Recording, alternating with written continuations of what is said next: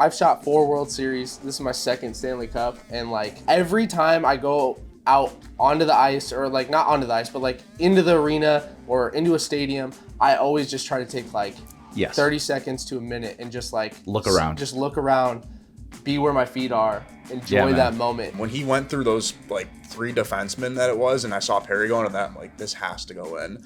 And of course, boom, it went in. My jaw dropped. Yeah. Before the puck went in the net. You were complaining before that you haven't gotten a McDavid highlight all year. Yes, and I got pre-game. This guy's like, I haven't gotten a single McDavid highlight, and he gets the best one ever. The most incredible shot. Yeah.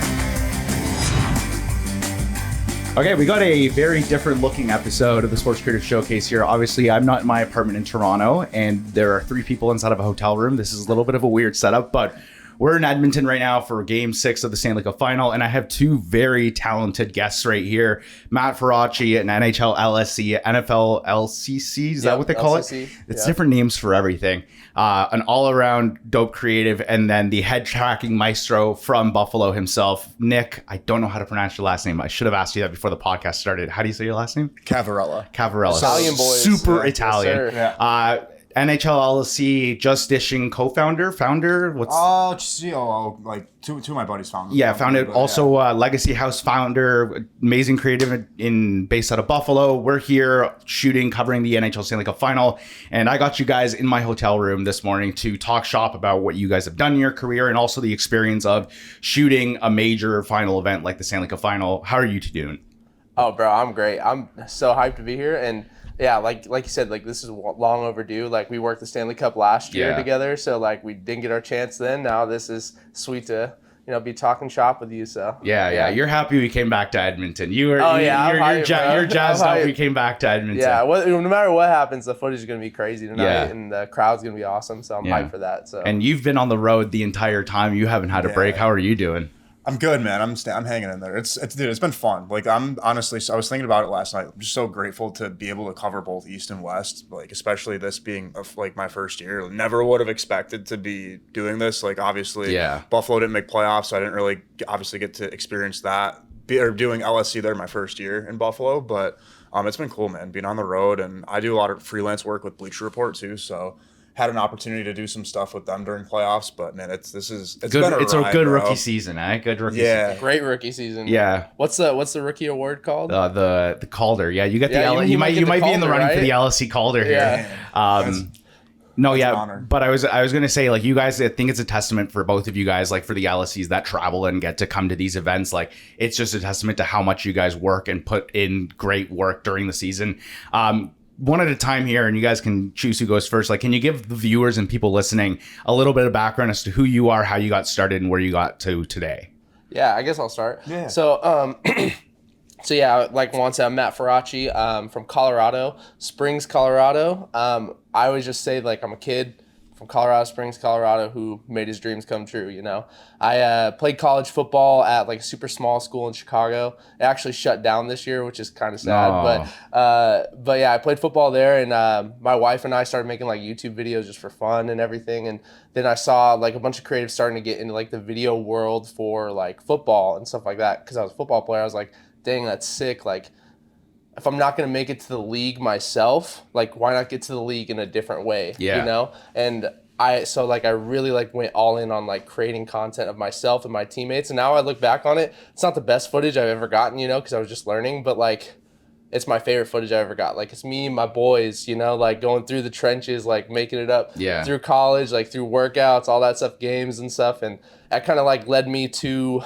working with Major League Baseball. I was there. I was the very first video content creator that they ever had.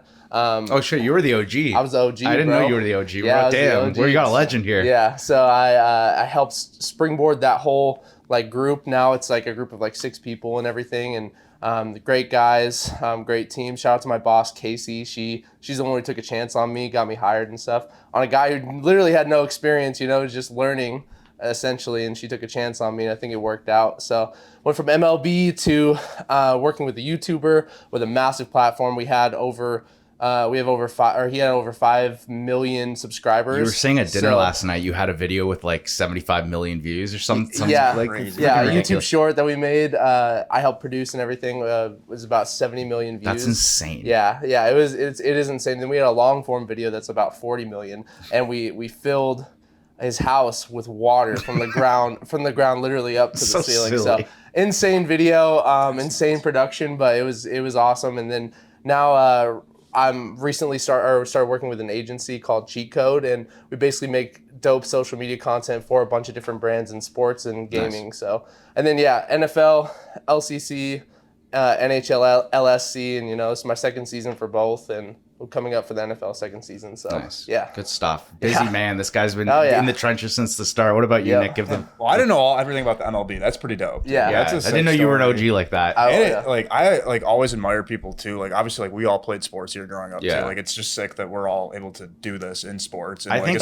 everyone in our like position. Sorry to interrupt you, but it's like we all like at one point realized like we're not going to make it to the show necessarily, or you're not going to make it because you're good or injury, like whatever, but then you realize like there's still a way for you to stay involved. And I think we all have that. Everyone I talk to in this industry has that in common. I don't want to interrupt you, but that's a great point.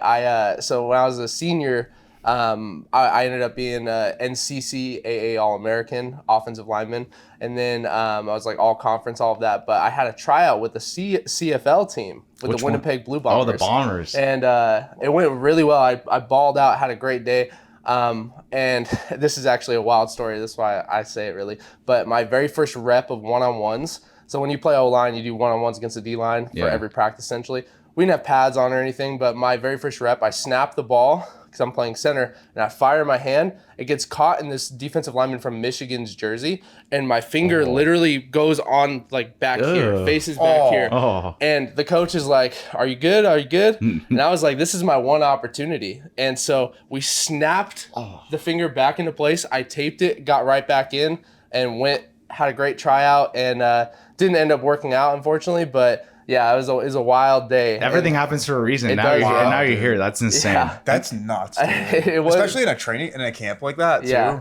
But then it kind of just leads into how you got here. If it wasn't for that opportunity and freak injury, like you may not be here today shooting the Stanley Cup Final and things like that. So I'm super thankful for it. But it was a great experience to even say like I was like considered for a professional team like that. That's crazy. So. All right, we'll let you. Yeah, sorry. Yeah, we completely stole your. Hey, went from telling you about yourself to this guy's a baller. Yeah, that's a wild story. I just had to cut in there. That's sick. Though. That would be a good clip. That is I'm gonna clip that for sure. But like you were saying, Nick Ciavarella, born and raised in Buffalo, New York, grew up playing hockey and got into cameras at a young age. My aunt gave me a camcorder when I was like 12. So when I got that, like I was always like a big like Viva La Bam fan, big Jackass fan, like always like was kind of like super into skateboarding, snowboarding, and obviously hockey. And when my aunt gave me that camcorder, I just made like little stunt videos with my buddy Derek around our neighborhood, and that kind of led into doing different sports stuff. And then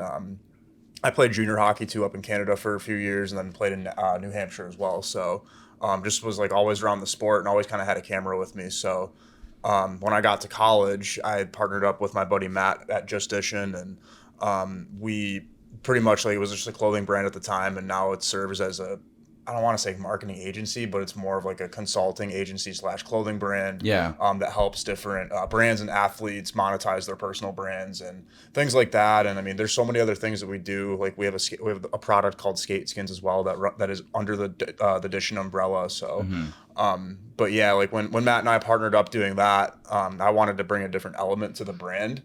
And that was video content and vlogging and things like that. Yeah. So that's where I really started to go hard at video, and still didn't even know like at the time when I was doing this that you can make money doing it. And I remember when I was in college at UB, I had someone approach me and be like, "Yo, can I pay you to edit a video for me?" And I was like, "Boy, what do you?" And then they asked me like what I charge. I'm like, "I don't fucking know. I didn't even know like you could make money doing this." Yeah. So from there, it just kind of opened my eyes to like, oh, I could probably go pretty hard at this and like make this a thing. And kind of years went on. I worked with the UB football team and basketball team, just making little highlight tapes and things like that for the players. And eventually that led into other things, and building just like different relationships with, different clientele and things like that. Like even when I was in college, like a few companies I wanted to work either for or with were obviously the NHL one. Barstool Sports was another, and then also New Era. And I've gotten to work with all three. Dang, And which has been cool. And like two of them, I mean, obviously NHL is like, you know, a part-time job, but both New Era and Barstool were independent. So like got to work with them independently, which was pretty cool. And shout out to all the guys over at Barstool and the Chicklets crew. They've been super great to me and have given me a lot of opportunity to be involved in a lot of big projects for them over the years. So but yeah, that's kind of it in a nutshell. Nice. And then obviously the NHL, the LSC stuff too, which I'm still pretty new at, first year. So I still feel like I have a lot to learn. And like, I will say, like, being here with all you guys has been a super humbling experience. Like, I feel like I've learned so much in the past, 3 weeks, just from all you guys, just seeing how you guys, like, the workflow and things like that. It's just been fun to see. And I'm definitely going to take something from this and try and apply it to, like, what I'm doing next year for LSC for sure. And then even other things too. Mm-hmm. Yeah, absolutely. Speaking of workflow, you're the guy who's known for the head tracking videos we post on the NHL.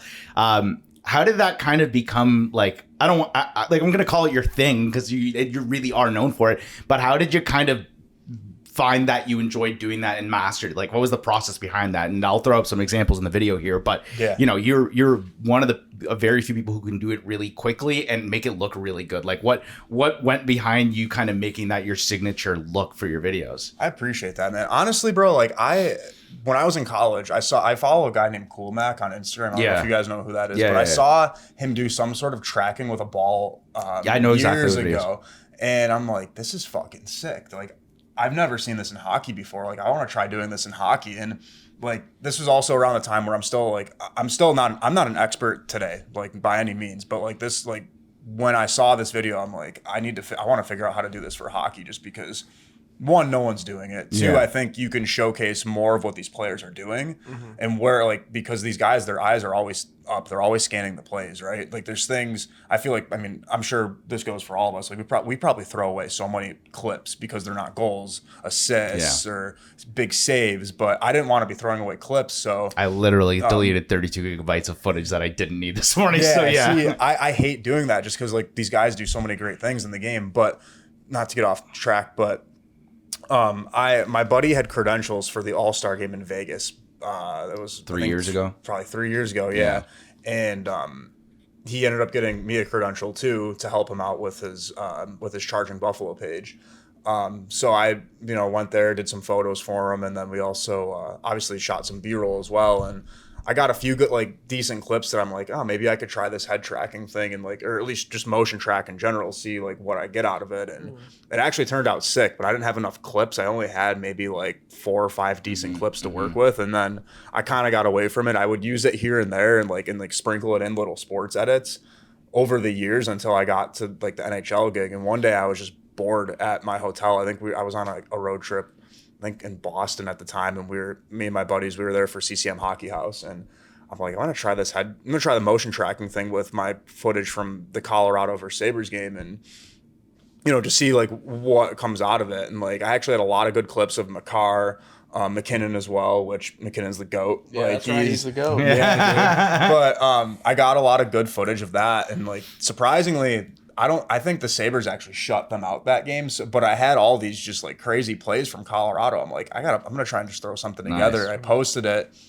and it, like, didn't really, like, do well. And I wasn't expecting, like, I wasn't expecting it to go viral. And then, like, 3 days later, like, I had 14,000 likes on it. I'm like, what the hell is going on? It's because it looks so different. Yeah, that's crazy. It looks so, like, it's a different style of, like, social shooting. And, like, I remember the first time I saw someone do the high angle. Yes. Austin Hiddle, who works for the Falcons, he was, like, the first guy. But you're the first person who I've seen adapt the high angle and the tracking.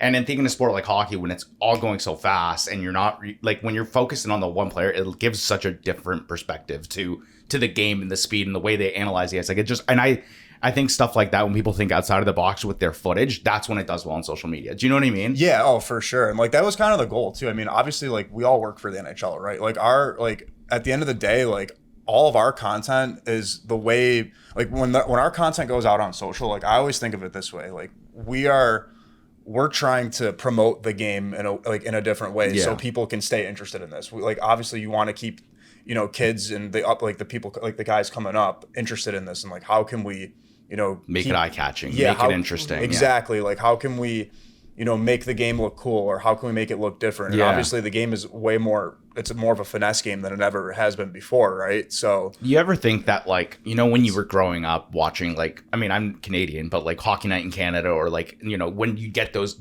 pre-game montages, yes, like the iconic stuff we'd see as kids, that's what we're doing now, but on social media and in a completely new way. Like, but it's the same work, right? And it's the same way of keeping you interested. It's just not on television. Like, it's a different way of, like, it's kind of emulating what we grew up with. Like, I realized this a little while ago having a conversation with someone, but like all those montages you'd see, and like even like with football, baseball, like pregame montages, like that's just what we're doing, but for social media. It's just interesting how like it's changed, and but it has that same purpose of keeping people interested in the game. I want to shift gears really quickly here, because we have game 6 in about 8 hours. Yeah. So I want to keep us on track a little here. But before we move on to talking about covering the Stanley Cup Final, a little bit of details on how you guys got your NHL gigs would be great.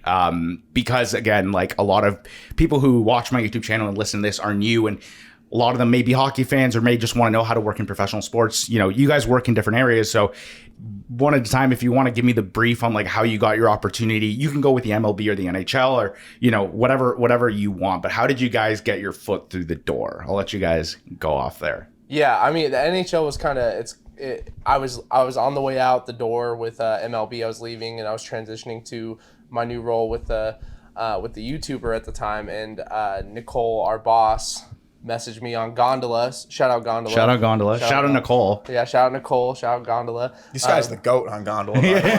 This guy's going to get a Gondola. Hey, like... about to hit 1 billion views. Jared from Gondola, if you're hearing this, can we get this guy a plaque? Like, we need a Gondola, a gold plaque. This guy's Hall of Fame. Anyways, go on. So she contacted me in like August or something like that, right before the season started, and wanted to see if I was interested. Kind of got in that way. So Gondola is a great platform. It can help you get a lot of different roles. That's if you guys aren't familiar with it, sorry to cut you off, it's basically like IMDb for creatives. Yeah. You can put your videos and it'll tabulate all the views, likes, statistics. It's like a kind of a credit system for giving credit for. It's great for creatives. Yeah, I think. Exactly. Because like we don't necessarily get like a shot by at 716 Nick or like Matt Faraci on the NHL, because like our stuff belongs to the NHL, but like it's still a way for people to identify whose stuff it is. Yeah, definitely. And that's how she found me, was through there. And then I had some other friends who had also worked for the NHL who've given my name out and stuff like that. So connections were like really big for me. But getting started, I was, like I said, I was in college. I just graduated. This is going back to 2018 when I graduated college. When I got my first role with MLB, I had made a bunch of videos like at Trinity, which was my college, posted them on YouTube, and they were just like GoPro shots. And like I had bought like a Nikon D7500, and I was like really testing like what I could do there because they had 4K and everything. So I was really trying to make that stuff. So like my spring semester after I was done like on the field, I was like interning for the football team. So I was taking photos, video, graphic design. I was doing like every single thing, staying up to like 1, 2 in the morning, literally, because I didn't have a Mac. I would just go in our Mac lab, as we called it, and just sit there for hours by myself, just like learning the craft of editing and stuff like that. And yeah, so it was just a grind. And then I literally was applying to so many jobs. I just wanted like a chance. I applied to internships, full-time jobs, like whatever, part-time jobs, whatever I could get my hands on. And I got like literally 0 responses from anybody. Like not a no, not a yes, literally 0 responses. So but I didn't give up. I just kept on applying. I was working full-time grounds crew while also trying to freelance on the side because I was like learning the craft still. And yeah, then my boss from MLB, she reached out to me after I applied there, and it was like a month-long interview process. And even while I was working there when I first started, I was still doing like other work, like doing grounds crew and stuff, because I didn't want to like lose that full-time income while I was growing into more of a full-time role. So yeah, it was definitely a grind, but someone took a chance on me, and I think it paid off. That's all it is someone just taking a chance on you. That's like, facts. It's always like that. Like for me, like before I even got to the NHL, like someone of the Argos, like our CFL team in Toronto, like Adam, shout out Adam. He's with the Jets, Winnipeg Jets now. But like he took a chance on me. Without that, I'm not where I am today. So sometimes all you need is that one person to be like, yeah, here, we'll give you the keys for a few games and see what happens. Right. And this might be a good clip for you, actually. Yeah. So I played at an NAI school. We had 700 undergrad students, and so our games we probably had 200 to 300 fans in the stands. And from one year, so 2017 October, I think we had 150 for my senior day, 150 fans, maybe 200, and we went from that to that next October. I was there at Dodger Stadium working the World Series in front of 60,000 fans. And I remember like Max Muncy hit a walk-off home run, and like I'm getting chills right now.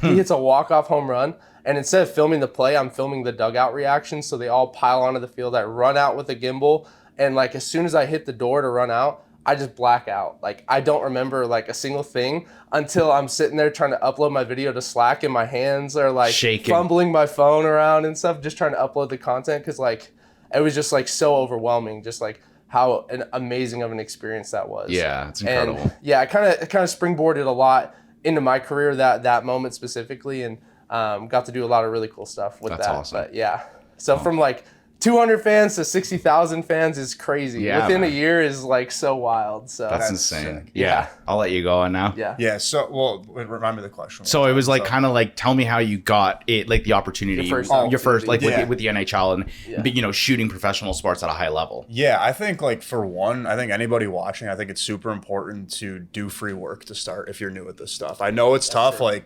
camera gear is mad expensive. I get that. We've all been through it, right? Yeah, like, I think everyone like has like you've made a dent in your pocket a little bit. Like, yes. But it's an investment. Like I always tell people, like, I just bought this lens for X amount of dollars, but it'll pay itself off in one client shoot or a wedding or a game or whatever. It pays itself off. It's an investment. Exactly. And so, for one, I think doing free things, like doing stuff for free is huge to start. I think like for me, I did a lot of stuff in college, right? So I was providing value to athletes that wanted content. Like they were going to tag me in their stuff. So one, it helps you grow a following. Two, it's getting your work out there and your name. So you're kind of building in a way, just like a name for yourself. But even doing stuff for fun, like you got to love what you do. And I think like that's one thing that helped get me to where I am, because there were like hockey edits I would do just for fun, just because I thought like maybe there's a sick play or something that, someone made, whether it was like a Matthews video or like I've done a lot of stuff with Rasmus Dahlin over the years. Yeah.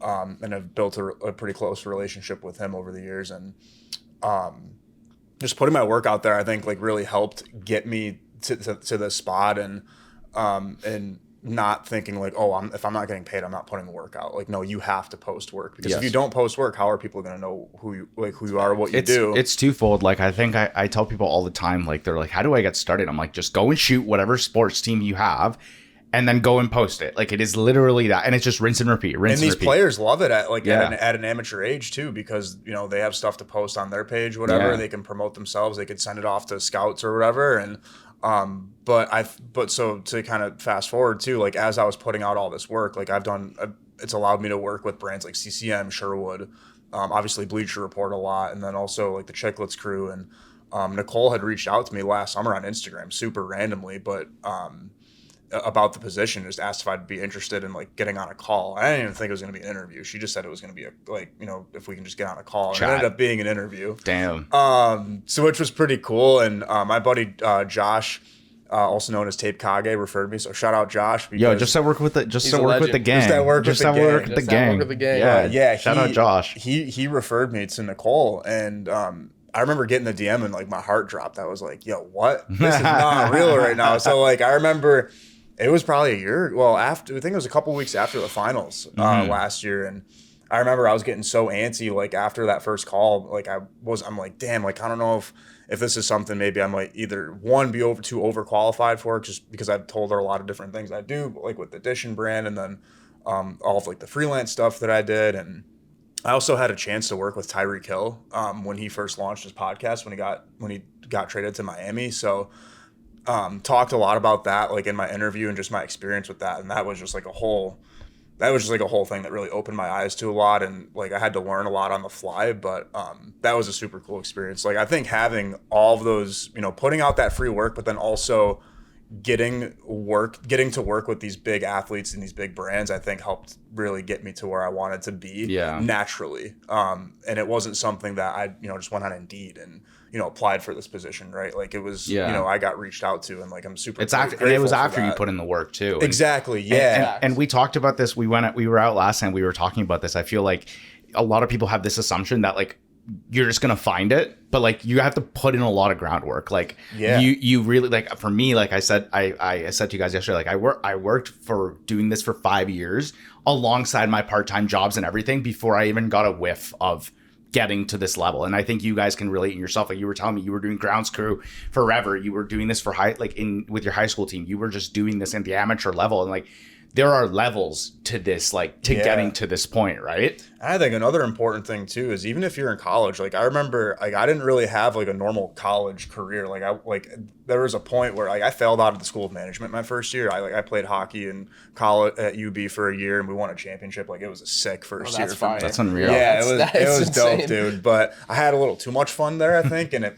ended up failing out of the school of management, switched to communications, and it was kind of like a punch in the face because I was like, shit, like, reality check. That's hockey. Like that was my last year of hockey. Like I was ineligible, and it was just like a big slap in the face. And I'm like, damn, like I need to wake up and do something. So like that's what like really like I think that was like a turning point for me to be like, I'm taking this video shit seriously, and I'm gonna do whatever it takes to not have to go work a 9 to 5 after, like go sell insurance or something after college, and just like.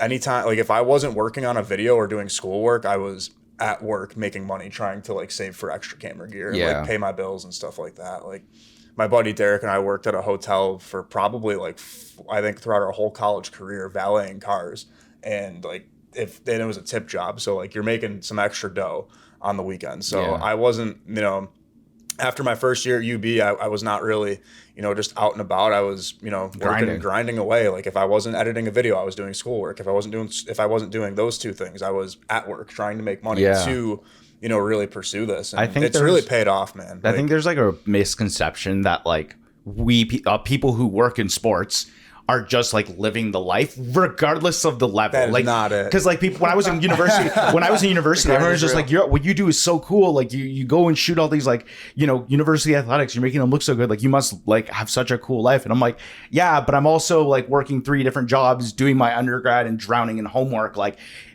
even at this level now at the NHL, it's like people are like, oh, you get to travel, you get to do all these things. Like, yeah, but it's still work. Like you're still putting your head down and a lot of late nights, a lot of long days without a lot of sleep, stress. Like it's not, you just kind of said it yourself there. Like there's an actual, like you have to be in the trenches for a little bit before you can kind of receive the fruits of your labor, if that makes sense. And I wanted to ask both of you guys this too, now that we're even like on that topic. It's like, how often in this field are you editing a week? I know for me, like there's weeks like where I'm doing 30 hours straight of editing alone. Dude, my full-time job position is editor. I'm like always on my laptop. Okay, so would you, I mean, for me, like I think my job is 90% editing, 10% shooting. Yeah, about 90%. So about 80% and 20%, I would say for me. I feel like that's one thing people don't realize is like, especially at this, like they're seeing us here and like you must love it. I'm like, I only get to do this once a year. Yeah. Like at this level. Yeah. So like for me, like I mean, and again, like those editing hours are not including your emails, your calls, your meetings, any of that. File management, whatever. Yeah. Yes, like file management alone, like that takes time. Like I think you were telling me yesterday, it took like 2 hours. Oh, dude, I was doing it at breakfast when you saw me across the dining room. I was like going through all my clips from the last game. I was doing that from like 8 a.m. until before you guys got here. Oh, and that's crazy. And that stuff you have to do. Shout out Tape Kage, he taught me that. Yeah. Shout out Josh. But yeah, no, you're right. There are a lot of hours that like people don't see. And I think that's part of the social media thing. It's like it's a facade. You see the best parts of it, but no one sees the late night hours. No one sees the times you can't, go and be with your friends or go out on a Saturday night. Like, you're married. Like, sometimes you probably can't hang out with your wife or go to, because I got to fucking edit. You know what I mean? There are like things you sacrifice for this career. And, I think you guys are in a bit of a different position because you guys shoot the games and edit. For me, it's like, I only come out to events. I only edit. Like, it's a grind. People are like, you have such a cool job. I'm like, yeah, but like the other 4 months of the year, I'm in the trenches putting my head down, right? So, and I think, coming from you worked in like several different sports. You've had different perspectives on it. Like you probably, baseball is ridiculous with the amount of many games, like 100 plus games. Like, what is that like? Bro, it's an insane grind.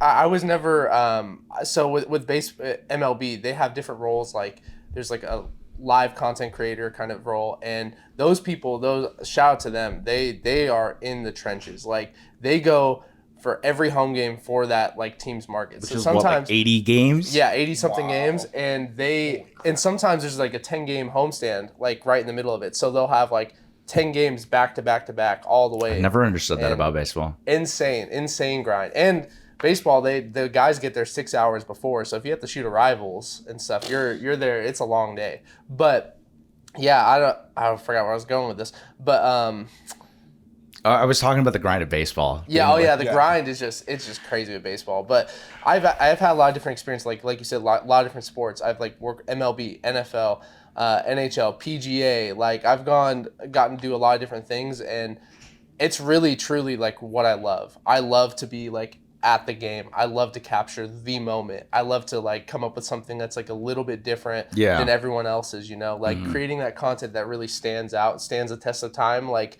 that's what I love to do. And that's what gets you going in the morning. Exactly. Like the editing stuff, I love it. And like with my full-time job, I work with the agency, Cheat Code Agency, and we have like 10 different clients. I like edit for like 6 of them.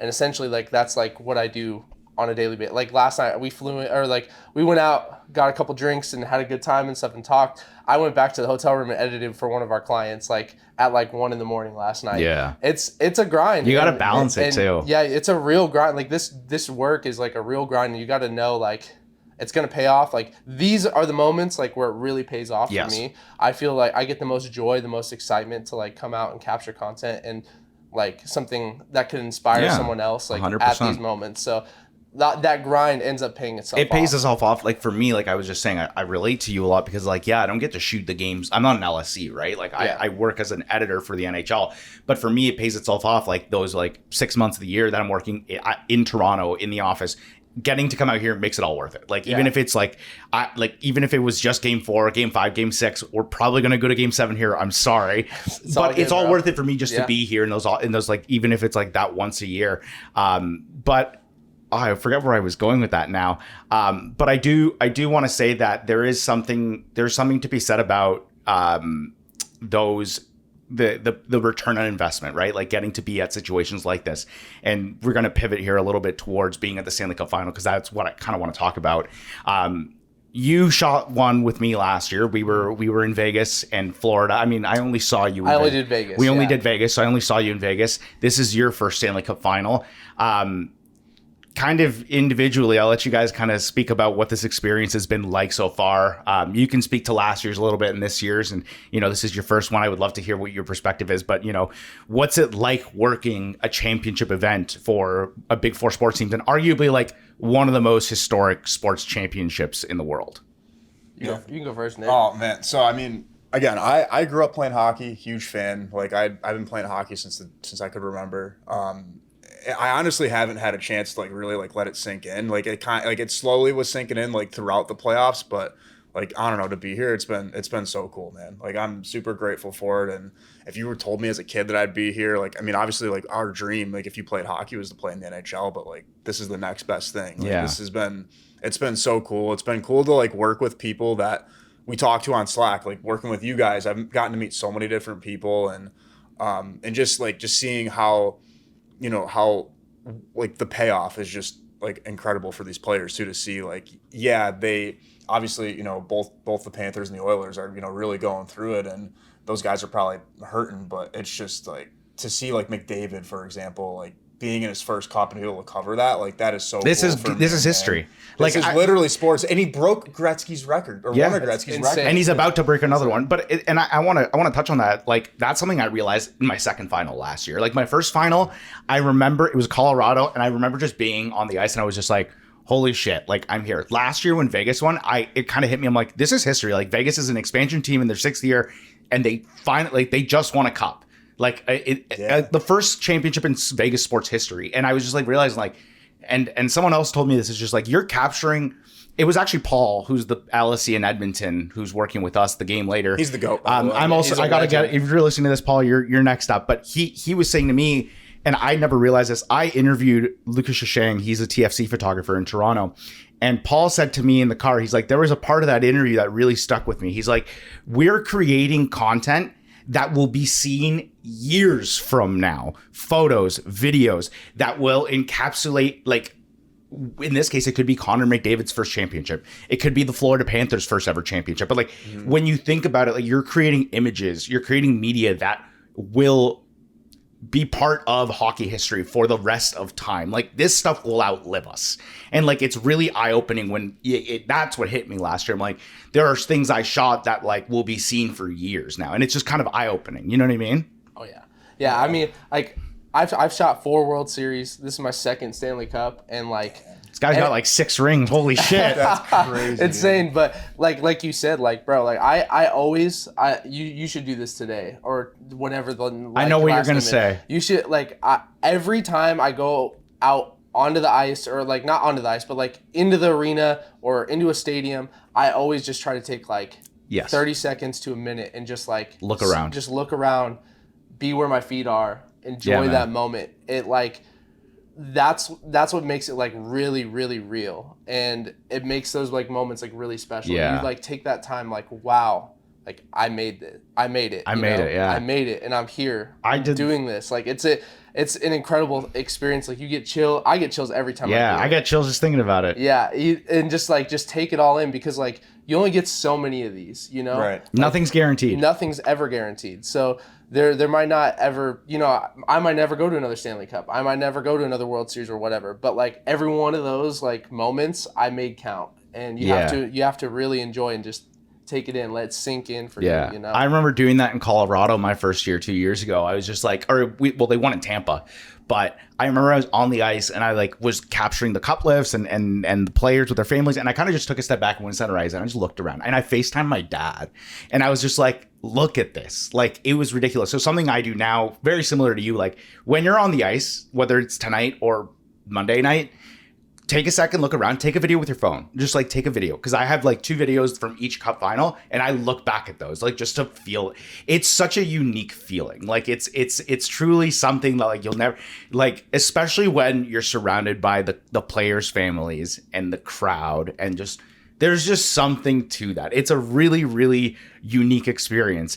For you, it's your first one. What are you most excited for that, you know, obviously we've captured 5 really freaking cool games. We got actually, let's scrap that question. Connor McDavid's like assisted the most ridiculous thing we've ever seen in our lives. We witnessed it in Florida. Insane. He saw 4 guys and said, yeah, I'm going to do this, walked around them and made a pass. You captured a really cool angle of that. What do you remember from your perspective capturing that? Because I was going to ask you, what was the coolest thing so far? It's probably that. I was going to say, yeah, that McDavid assist was insane. Like I remember seeing him come up the middle and like, you know, when he gallops, he's got that like look in his eyes. It's like, yeah. Well, I noticed it when he came and picked the puck up down like in their like in their end at first at the top of the face-off circle on the Oilers end.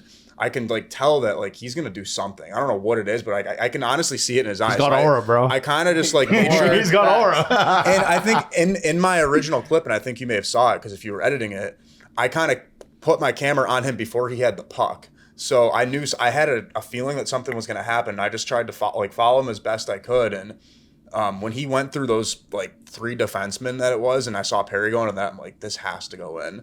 And of course, boom, it went in. My jaw dropped before the puck went in the net. And you were complaining before that you haven't gotten a McDavid highlight all year. Yes, and I got pre-game. This guy's like, I haven't gotten a single McDavid highlight, and he gets the best one ever. The most incredible shot. Bro, and it's funny. I was having this conversation with Troy earlier in when we were in Florida for games 1 and 2, and he's like, dude, there's going to be a point in this series where you catch the moment. It may not happen today. It may not happen like in a few days, but you'll know. And I think, honestly, that was one of the moments right there. Like that might be my best clip I've gotten this year. Or at least in the series. I don't know. Dude, I was hyped when I got that. And like just to get Perry's reaction too after that. Like screaming. I got so lucky with that clip, but at the same time, like I think like when I think about that clip too, I almost like anytime I film hockey, like I feel like because I've played that I can anticipate what's going to happen, which is definitely helps a lot.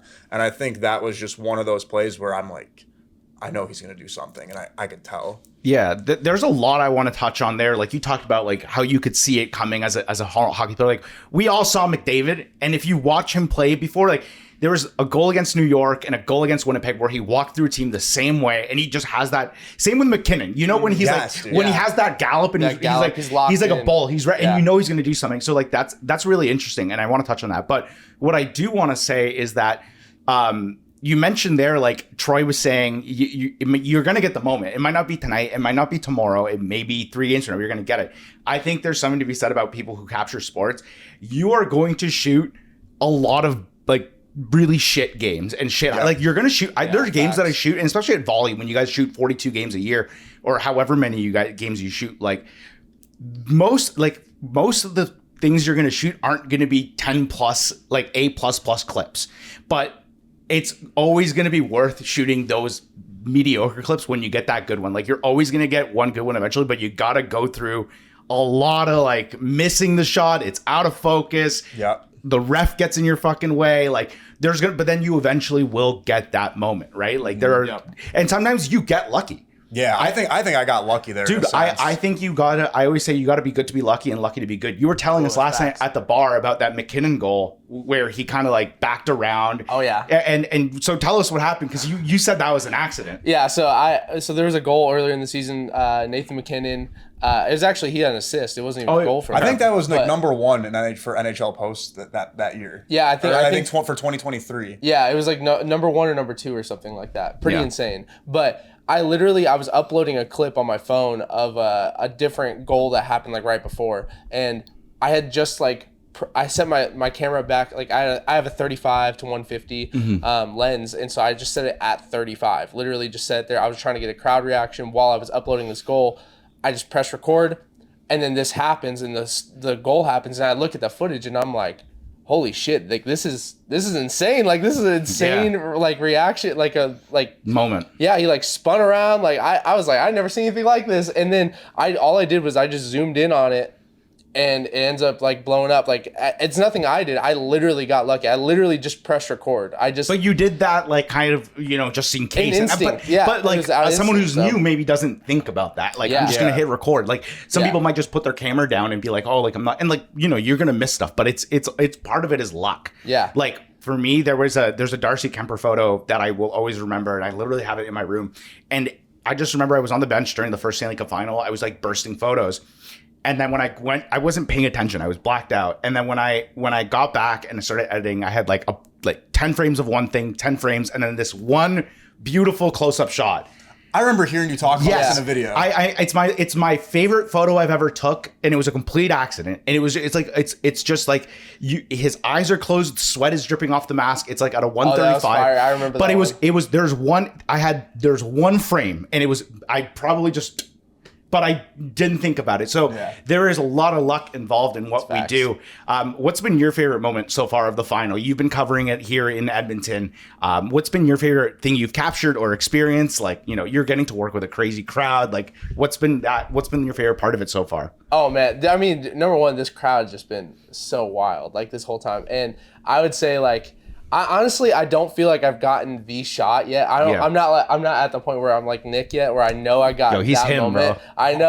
He's got aura. For real. No, so this series so far, I don't think I've gotten that moment. So I'm hoping for tonight to get like that moment. But the game that the Panthers won here, it was such an interesting. It was the 4-2, right? Yeah, it was such an interesting night. So I was sitting on the glass, and there's a group of Panther fans like right next to me. And people are just chirping them the whole time, and because like they're ruthless out here. Oh, dude, yeah, for real. And right, like as soon as like the game ends, a guy throws a beer right at those fans, and it sprays all over me. And I'm like, holy crap, it's different up here. Canada hockey is different. We're not in Denver anymore. I was like, yeah, for real. I was like this is wild. So this is life up here. Yeah, oh yeah. I heard a quote this morning, or read a quote this morning. I'm like, all respect to the other Edmonton sports teams, but like this is all they have here. Like this is their Cowboys, this is their Yankees, this is their like This is their Buffalo Bills. This is their Buffalo Bills Mafia, bro. Bro, I don't know if I was telling you guys this or maybe Troy. This fan base in Edmonton reminds me of Bills Mafia so much. Yeah. Like, they are so diehard for this city. Yeah. Like, whatever happens, if Edmonton wins, this place is going to go nuts. This place is going to explode. It's going to, like, I was, like, honestly upset when I had to get on a red eye after it was game 4. I couldn't just like be there with all you guys. 1 in the morning. Yeah. This guy's leaving. I gotta catch a flight in 2 hours. Like, what the fuck? Like, he booked it like right as soon as the game. I got the last ticket in the flight we could have taken. Yeah, I remember wild. that. Yeah, I mean, there's just those experiences, whether it's those moments of those, like the fans and the energy, and I'm sure you're gonna get your shot. I think, like, I don't know if I've gotten my moment. Like, I got Kachuk's ridiculous. Like, that was crazy. That was insane. And you got that on the glass too. I blacked out during that, and I then looked on my phone, and I'm like, oh, I have the BTS angle of this. Like, I saw because I had my phone running, and I'm like, oh, I haven't even looked at that. And I went on, and I'm looking at it, and I'm like, what the fuck? But like, like for me, the moments happen on the ice after when they're lifting the cup, and like, you were with me last year. You got Marchstone the Knights getting that stuff. Like, it's an incredible experience. What are you haven't done this yet. What are you most excited for when you get onto the ice? Like, what are you like most like anticipating?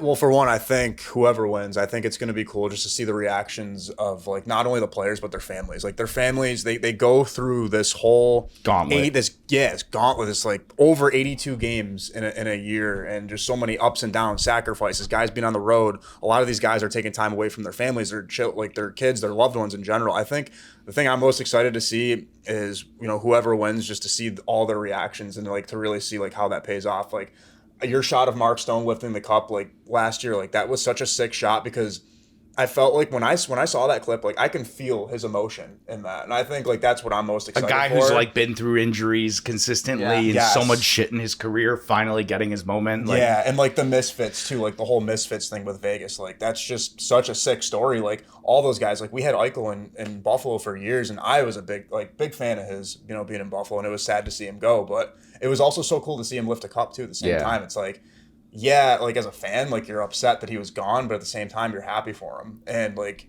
on Florida, for example, there's four ex-Sabres players, and one of them I got to cover a lot this year, in Kyle Okposo. So if I see him lift a cup and see him with his family, like that's gonna just make me that's just gonna genuinely make me happy just to even be there, because like to see him during the hard times that he may have had in Buffalo over the years. It's been a long time in Buffalo. Yeah, or even I think because he was with the Islanders too. So he's had a quite a career, and I remember covering his 1,000th game in Buffalo too. So if he lifts a cup, man, I think it's going to be really special. I'm excited to be a part of that moment. Either way, whatever team wins, I think we're very fortunate. Like Florida's first cup, you have guys who've been wanting a cup forever, and then you have Edmonton trying to do the literal impossible, like come back from 3-0 deficit in the final, and Connor McDavid is having a Hall of Fame worthy like run. Like I think regardless of the result we get, we're going to be really lucky to get here. What are you most excited for now? And now that you've done one of these, what do you know what? I'll ask you this. What are you going to do differently this time? Because I know for me, when I went from Colorado's cup to Vegas's cup, I wanted to get it differently. I wanted to capture it differently. What do you think you're going to do differently this time once a team lifts the cup? Yeah, well, number one, I'm most excited for that first initial like cup lift. Like whoever like picks Barkov or McDavid. Yeah, whoever lifts it up, it's going to be. Oh, it's going to have to be Barkov for you because I'm here. So either that, or I'm hoping for like a special like McDavid like moment tonight, and either way, it'll be amazing, for me. If I don't get that cup lift, it's fine. I think you win either way. Like, you might not get the cup, but like if they tie the series, this place is going to explode. Yeah, Edmonton's going to be incredible. Exactly. So like it's a win-win either way for me. But if Florida does win tonight, I think what I want to do a little bit differently. I know exactly where I want to be. I've seen the setup for like how they would like bring the cup onto the ice. I know exactly where I want to be. Nice. I know I've already planned out like how I'm going to do it. But when all the players like take their turn with the cup, last year I was so nervous of being on the ice and in front of all these people. Like not really being in front of people, but like I didn't want to like make anyone angry, be anyone shot. You don't want to get anyone's way. Yeah. I was overcomplicating it for myself, so I want to just be like a little more free and like capture the moments as they come to me versus like last year I was like, I'll just stay in like these same steps, like go back and forth. As long as you don't get in front of the broadcast camera. Oh yeah, that's the rule. You're good. Don't. Yep. Yeah. So there's a broadcast camera. Don't get in front of it. Yeah. That's a bad camera respect, right? You gotta exactly. game recognized game. So Exactly. no, I love that fact that you're like gonna like step forward a little more and try to take a little bit more of a risk. I really and the part that I'm most nervous for though is like if Florida does win, they're gonna be celebrating on the opposite side of the ice because like they're like where our entrance is, it's like completely on the opposite. So getting over there is going to be an interesting task, especially not being in this arena. Yeah, because it's a tough arena to get through. Yeah, yeah. So it's interesting for me talking about this now because by the time this is out, it's going to be over. Yeah, so we're going to talk true. about this. I might just throw up what we actually capture in a little bit, but it's just interesting because we're talking about this now. It could be done tomorrow. Like this is probably not going to go up until next week because I'm going to be exhausted. You're on the grind. I'm on the grind. Slammed. Yeah, I'm going to probably be on a flight. I'm on a flight tomorrow either way, whether it's to Florida or back. We're all on a flight tomorrow. But it's just interesting that we're talking about this now and we'll know exactly what happens when this comes out. I'm going to start to wrap it up because it's almost 12 o'clock and I don't want to. We're going to have to get to the rink at some point in the day. A few kind of quick hitter questions. There's things I always like to throw out there when I finish one of these episodes. What's the dream sporting event that you want to shoot? Championship, single event, whatever it is. What's like something you haven't done that you want to do? Oh, number one for me is the Super Bowl. Yeah. Okay. So I went to the Super Bowl this year as a fan. Shout out to my boy there who hooked me up with a ticket. But and it was like just that moment of like. When I was a kid, this is all I ever dreamed about, was being at a Super Bowl. Mm-hmm. And so I want to actually shoot and cover the Super Bowl now. Like that's like the next step for me. And then probably after that would be like the FIFA World Cup. Yeah. Just because I want to knock out like legit like every big champion. The World Cup is my next one for sure. I'm not a massive soccer fan, but that it's just like how big of a scale that's the biggest tournament in the world. Exactly. So yeah. What's yours? I'd say WrestleMania. That's sick. Oh, why didn't I say it? I didn't even think about it, bro. You're right. That's so I picked WrestleMania over all of those. Yeah, I'd say WrestleMania, but then like second would have to be the Olympics. But I think WrestleMania would just be sick. I've always wanted to go as a fan. Yeah. But to cover that would be insane. I never thought about like wrestling like that. Yeah, I was just thinking sports, but no, I'm such a massive WWE fan. I feel you. I'd be the same. Yeah, I'd do the same. Awesome. I used to get all those pay-per-views as a kid too. Oh, facts, me too. Shout out to my mom for buying getting all those for me. That's awesome. Next question. I'm pulling these off the top of my head. I just asked these so much. What's the best piece of gear you've ever purchased and why? Like, what's the thing that you're like, I'm so glad I bought this? My 70-200 G Master 2.8. I bought it off impulse. I did not have the money to buy it. This guy put in a down payment, bro. I was like, when me and my buddy went to the spot called Delaware Camera in Buffalo, and we were just buying like backdrops for a shoot we were doing, and you saw it, and you're like, there was one left, and like we usually get deals. So shout out to Delaware Camera back at home in Buffalo. But we usually they give us some percentage off, or like a certain percentage off when we get stuff there, and. I was looking at the lens and I'm talking to my buddy Adam. I'm like, yo, should I get it? He's like, yo, do it. I'm like, I don't know. This guy pulls out the credit card. Shut up and take my money. Crazy. So they ended up telling us like, oh, we won't charge you tax on it. I'm like, done. Put my card down and boom. And then like honestly, it's been. I mean, I use that lens so much now. Yeah, it's your bread and butter. But like when I first got it, I remember I didn't use it as much as I thought I was going to, and I'm like, oh no. And then the LSC stuff came about, and I'm like, all right, well now I'm gonna use this shit all the time. That's awesome. So I'd say that for sure. What about you? I'd say my I don't even know how you pronounce it. The Zhiyun, yeah. Zhiyun, whatever the gimbal. The Crane 2 was I bought that in college. Like you said, I had no money too. I had like saved. Sometimes you got to take the hit to the wallet. And you do. I bought Survival that. mode. Yeah, that thing kind of changed like the whole trajectory of my career. I like took that and I used it like runouts with MLB. Like we did a whole bunch of stuff that had never been done before at MLB and stuff like that because I had the capability of like being pretty good on my gimbal and everything. Quick on his feet. There's a lot of videos on TikTok if you just fucking sailing across it. Yeah, bro. buddy. Yeah, I'm a big boy, but like it's that footwork from back in the day. Speed, yeah, you know what I mean? That's sick. Yeah.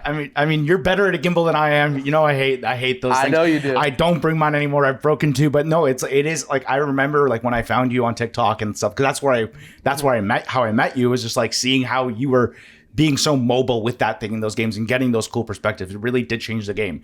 Turning the wheels here, what is the worst gear purchase you've ever made? Something that you bought thinking you use a lot and you're just like, I either hate it, regret it, or don't use it.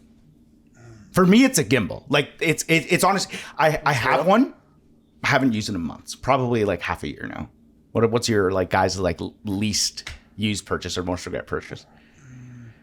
That's a tough one. I would have to say there's like a really shitty like 4K monitor that I bought when I first started getting into this, and I'm like, this is sick. It's gonna look sick on my camera rig. I used it maybe like 3 or 4 times and figured out that the colors on it just like don't match what I need on my camera. I'm like, I can't be having this right now. Like so I'd say that for now. But like we have monitors and stuff that we'll use at our studio space back home. So now we actually I've got like something good I could use, but I don't really use a monitor too much. I'm a viewfinder guy. Okay, I feel that.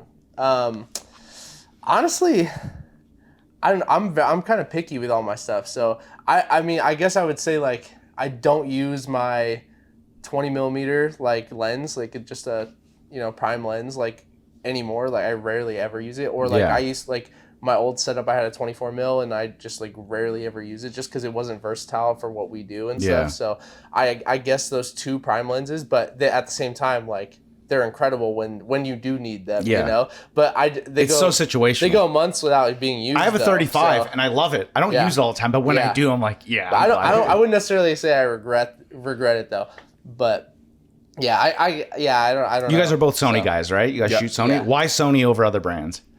Well, originally you guys are gonna. I don't know how you guys are gonna react. Guy's a Nikon guy. I used to be. This is over, This is crazy for video. For video, you're bro. crazy. So my first couple years at MLB, we had to buy all our own gear. So everything was like my own stuff, and I was using the Nikon Z6 was like my second professional camera. Shot like 120 and everything, and I got some 2 of the shots that I got with that camera have been nominated for Webby Awards and Shorty Awards. So people hate on Nikon all the time. But, I mean, they clown on it. Yeah, it doesn't really. At the end of the day, a camera's a tool. It's what you can capture with it. And I think that now, I think Sony's like levels above, and that's why I switched to Sony and stuff. But I think especially at that time, almost every one of those cameras all just shot 1080, 120 frames.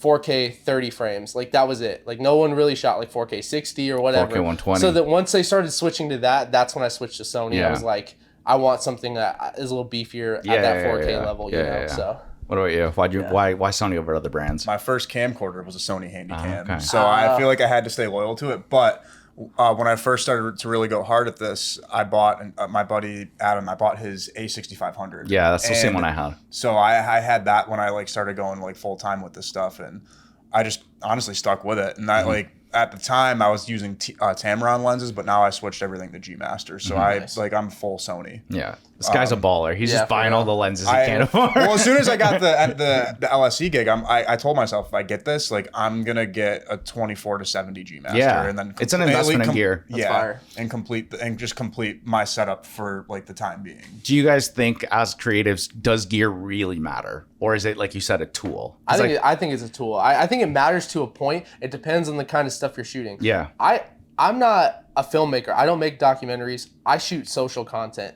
You don't necessarily need to shoot everything on a Red or an RE or whatever. Capture the content for the mode that you're working in. Yeah, the medium that you're working in. And so I think it matters to a point. Like I said, I wouldn't be able to shoot 4K 120 with a lot of other cameras. So that was the big selling point for me. Stuff like that. But it depends on the specs and what the medium is essentially. Gotcha. If the gear matters. If you're trying to shoot a documentary or a film or something like that, you probably want something a little bit nicer, beefier or whatever. But yeah.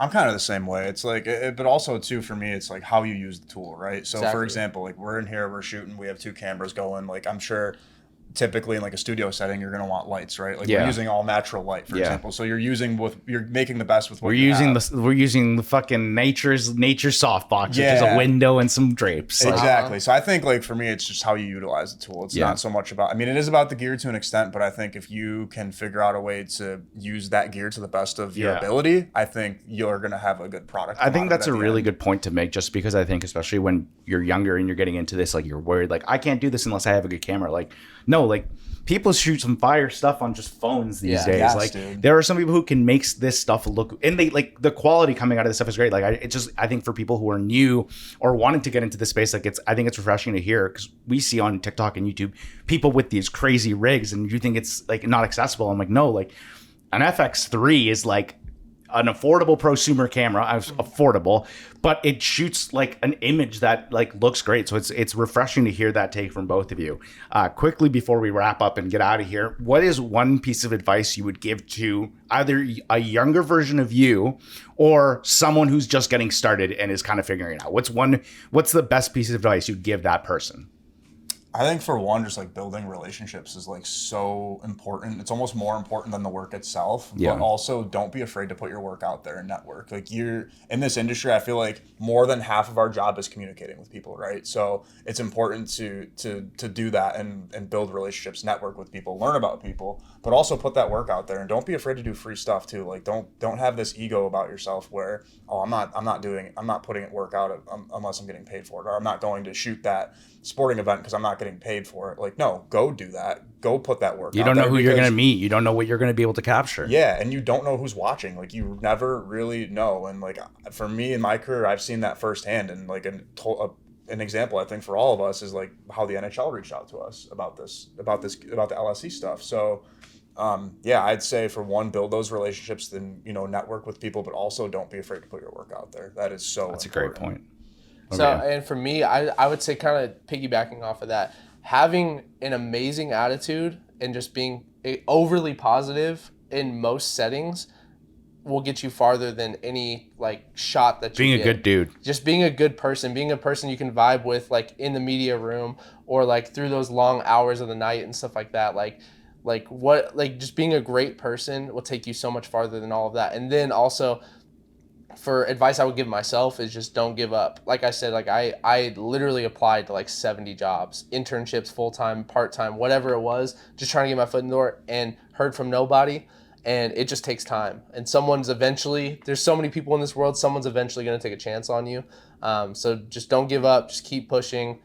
You're going to get a lot of no's before you say yes. Just push through that. So awesome. Great pieces of advice.